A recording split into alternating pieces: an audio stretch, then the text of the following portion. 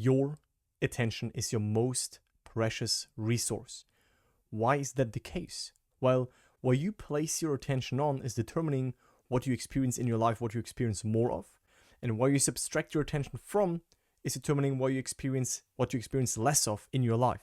So with that, let's just dive right in, and I want to share with you why your attention is so important and why you should gain the conscious control over where you place your attention. So this is what Neville said.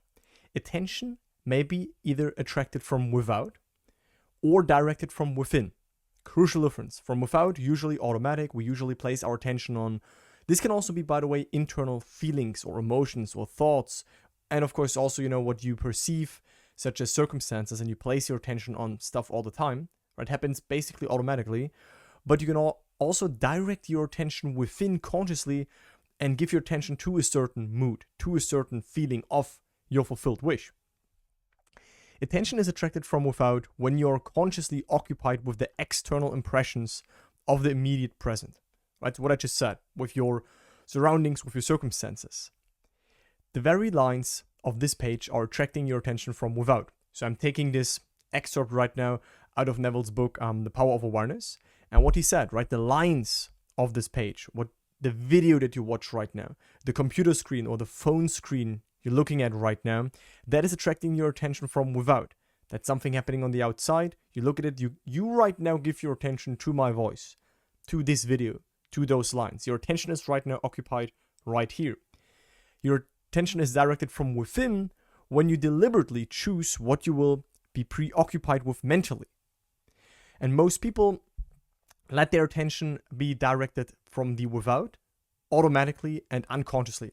Right? They just put their attention on what is coming up, what is going on, but they never really learn to give attention to things that are right now not seen, to moods that are right now, there are no reason for these to feel these moods, but they still give their attention within to these moods, to these states, to these new identities, to awaken them. And we will learn more in this video how to do that. It is obvious that in the objective world, your attention is not only attracted by, but it is constantly directed to external impressions, right? It's nothing bad.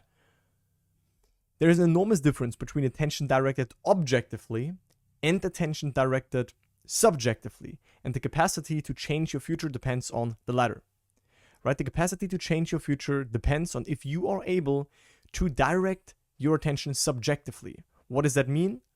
When you're able to control the movements of your attention in the subjective world, you can modify and alter your life as you please. What is the subjective world? That is your inner world. Right? That is subjective to you. No one can determine where you dwell within. Whatever is going on the outside, no one is determining where you dwell within, what you give your attention to within, what imaginal activities, what moods, what states, what new identities, which versions of yourself you fuse with within, which is of course eventually also being mirrored back to you. But that is where your true power comes from, is directing your attention. That is why I said in the beginning, if we go back, your attention is your most precious resource. Most people say time. Time is the most precious resource. But when we dig deeper and we see that time is a construct, or is a construct, is a mechanism that we use in this world to function, right? We say yesterday this happened, 2 days this happened, this is totally normal. But in consciousness, in reality, in awareness, in your inner world, there is no time. Because right now you can assume that you are this. Right now you can imagine this Christmas. Right now you can imagine next summer. Right now you can imagine what you did 2 years ago. Your inner world is always taking place right now. Where you dwell within, that is always happening right now. So there is only the now moment. We never have experienced anything else than the now. So that's why I would not say time is the most precious resource, but where you place your attention in the now moment. That is the most precious resource in this world. Okay? This control of your attention can not be achieved if you allow your attention to be attracted constantly from without. Right? So if you don't understand this, and you place your attention always on what is appearing, on thoughts, and also on outside circumstances, well, then you won't see much change.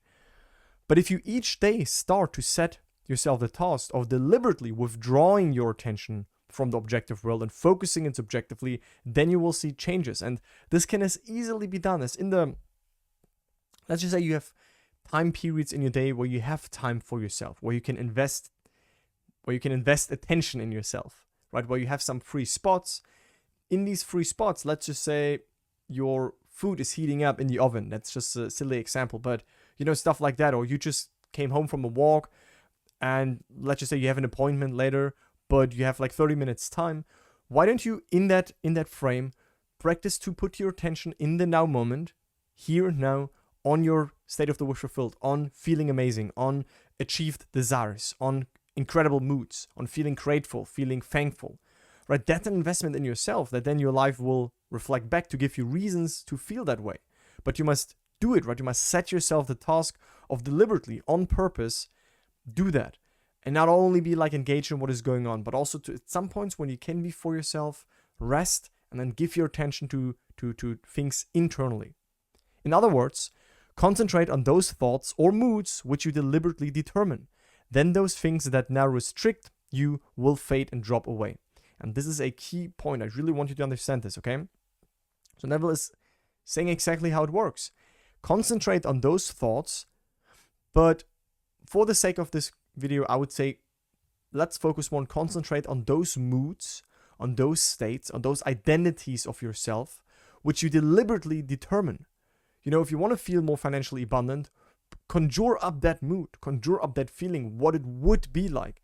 Of course, your senses and your mind right now can't believe that you can make more money, and they see in front of yourself that you have not the money that you want. But subjectively, you can still start to conjure up that mood. You can still fuse with that identity. It is subjective, but you give your attention to that, right? You place your imagination on that unseen identity with a scene that implies you have that, with a scene that implies you are already, making more money. What would imply that? And you give your attention to those unseen images, to those unseen states and moods. And then those things that now restrict you, let's just say right now you have an illness that restricts you. Let's just say right now you have a certain other circumstance in your life that makes you feel a certain dissatisfaction. It will fade and drop away, right? You don't have to fight it. You don't have to argue with it. You don't have to push it away. It will fade and drop away. If you give your attention to something new, the old withers, right? The old dies. By you giving the attention to the new, right? You will automatically start to disidentify from the old because you start to identify more with something new that right now is unseen. The day you achieve control of the movement of your attention in this objective world, you are master of your fate. And I could not say it clearer than Neville did. You will no longer accept the dominance of the outside conditions or circumstances, right? There is nothing wrong with outside circumstances. I see many people, they want to, battle against their world. They want to battle against the 3D. They want to battle against their current circumstances. They try to run away from it and all of it, but let that be. Let the facts remain the facts. But in truth, in reality, in your inner world, in consciousness, right? In your imagination, within yourself, you move, right? Because it's the same thing. Let's just say you dream at night, okay? So you lay on your bed and you dream at night and you're not aware that you're dreaming, right? So you're not lucid. You're just dreaming any random stuff. And in the dream, you battle. In the dream, you fight for something. In the dream, you suffer. In the dream, you have unwanted circumstances. Well, as long as you don't know that you're dreaming, of course, in the dream, you will try to achieve things and battle for something.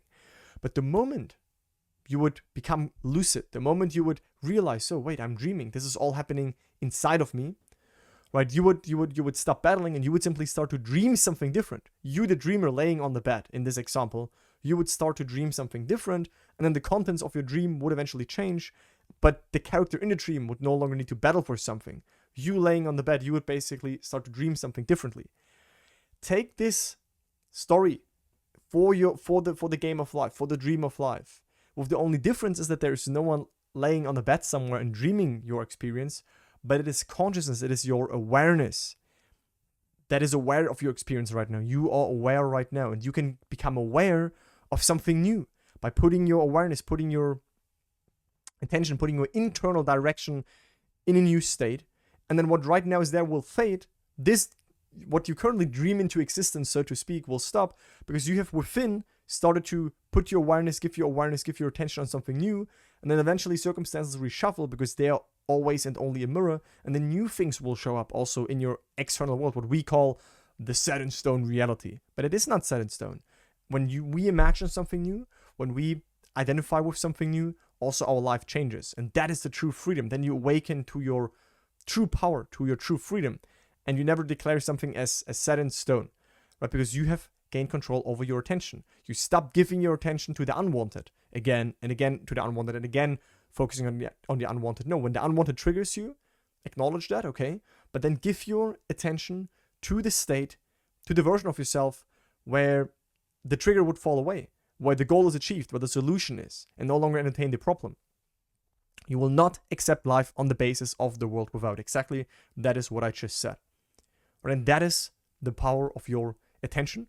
I really hope that with this video I could make more clear how important it is to really have moments in your day-to-day life where you really give your attention to wanted moods, to deliberately focus it on wanted moods, wanted states, wanted identities of yours, and states of the wish fulfilled. Desires that you have right now, okay, cool.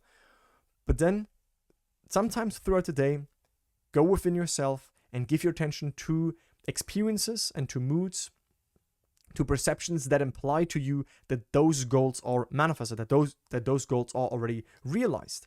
And you will no longer stay in the desiring level of consciousness, but you will rise within yourself to the level of consciousness of having them, of being it. And then the mirror of life can reflect back to you what you already are within, what you already have within, right? Is a delayed mirror reflection of who you are.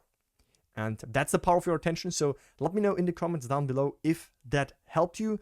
If you like videos in that format, if you know, where I'm sometimes big on the screen, where I'm sometimes small in this little circle right now. Leave me your feedback also on the topic, of course, of attention. And if you need more help, as you know, there is the free masterclass, a straight to the point video on how to shift, mistakes to avoid, what is important, some success stories. So it's the first link in the video description, pinned comments, my free masterclass.